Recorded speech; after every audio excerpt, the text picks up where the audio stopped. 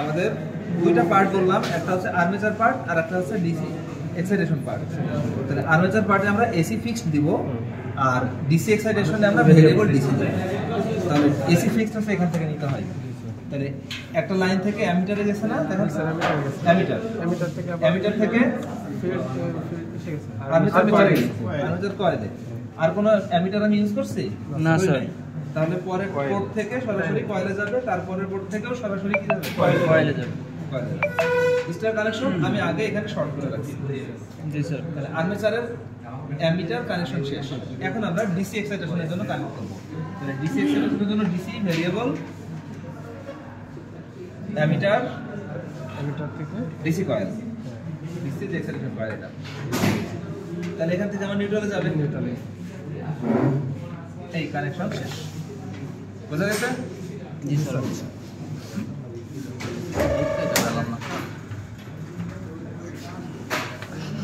আমরা কি ভেরিয়েবল করব কি এটা দিয়ে? হ্যাঁ। এখন আমার ফিল্ড কারেন্ট কত? 0 আর্মেচার কারেন্ট কত? 97। কারণ ফিল্ড কারেন্ট যত বাড়াবো আর্মেচার কারেন্ট কমবে। তাহলে দেখি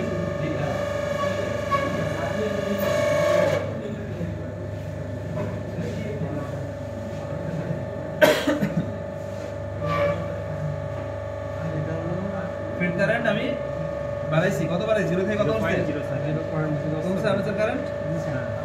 আর একটু বাড়াই, আর্মেচার কারেন্ট কমছে। লেখা লাগবে না, ডাটা আছে, দেখেন। জি স্যার। আর একটু বাড়াই, লুকেট কমতেছে। কমছে। আর একটু বাড়াই, কমছে। আর একটু বাড়াই, কমছে। কত হয়েছে এখন ফিল্ড কারেন্ট? 1.10 তে 1.3 আসে।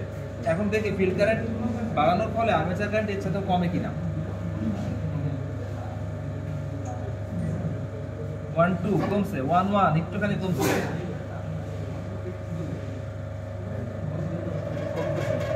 এখন বাড়তেছে না? এই যে বাড়ছে কারেন্ট। একটা সময় যায় বাইরে চলে যায়।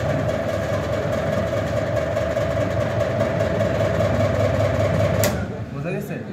তাহলে ফিল্ড কারেন্ট বাড়ার সাথে সাথে আর্মেচার কারেন্ট প্রথমে কমলো, তারপরে আবার বাড়তেছে, কমতেছে, আবার বাড়তেছে। তার মানে এরকম ভি কার্ভ তৈরি হবে। ভিডিও শেষ, ডাটা ওখানে আছে, নিয়ে নেন। স্যার এখানে ল্যাগিং লিডিং আর ইউনিটের ব্যাপারটা স্যার এখানে এই ল্যাগিং লিডিং ইউনিটটা এখানে পাবেন না, এখানে জাস্ট কার্ভটা আমরা দেখব। তো এই যে প্রথমের দিকে যে কমলো, এই সাইডটাকে আমরা, এই সাইডটা তখন অপারেটর হচ্ছে ল্যাগিং, আর পরে যে বাড়লো এই সাইডটা অপারেশন হচ্ছে লিডিং। এটা ম্যাথমেটিক্যাল স্যার ক্যালকুলেশন। এটা স্যার কি ল্যাগিং মানে স্যার এটা আর্মেচার কারেন্ট এটা? সবই আর্মেচার কারেন্ট। স্যার এটা আর্মেচার এটা ফিল্ড না? হ্যাঁ, এটা আর্মেচার। তাহলে স্যার এইখানে স্যার কমতেছে, মানে কমলো, কমতে কমতে 11 আসলো, আসার পরে আবার বাড়তেছে। তো এই 11 পর্যন্ত ইউনিট আসা পর্যন্ত এই ল্যাগিংটা চলছিল। স্যার কখন বুঝবো যে ইউনিটে মিটার দেখে? যখন এই মিটারের মিনিমাম কারেন্ট শো করবে ওই সময় হচ্ছে ওই ইউনিট 11 নিচে নামেই নাই। তারপর ওই সময় পাওয়ার ফ্যাক্টর 1, ঠিক আছে? 11 পরে আবার উপরে ওঠা শুরু করছে। মিটারগুলোর সেটআপ এটা নির্দিষ্ট রেঞ্জের পরে আবার সেটআপের কথা বলুন। Good question. কানেকশনগুলো।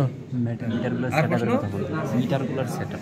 ও তাহলে স্যার নবগুলোর কথা বলতেছে আর কি, নবের সেটআপগুলো। নবের সেটআপ হচ্ছে যেহেতু অ্যামিটার কারেন্ট সেটআপ দিছি, তাই আমি এখানে এসি কারেন্ট এসি কারেন্ট এখানে 20 দিব। 20 আগে নব সিলেক্ট করব, এরপরে আমার এসি না ডিসি সিলেক্ট করব এটা দিয়ে। আচ্ছা। ঠিক আছে? আমি যদি মিলি অ্যাম্পিয়ার নিতাম তাহলে আমাকে মিলি অ্যাম্পিয়ার রেটিং এ কারেন্ট দেওয়া লাগতো। এখন 600 মিলি অ্যাম্পিয়ার নিতে পারতাম, 60 মিলি অ্যাম্পিয়ার। আমি কত নিব তার উপর ডিপেন্ড করবে। আর এখানে একই জাস্ট আমি ডিসি কারেন্ট মেজার করতেছি, তাহলে সিলেকশন দিয়ে ডিসি। Thank you sir.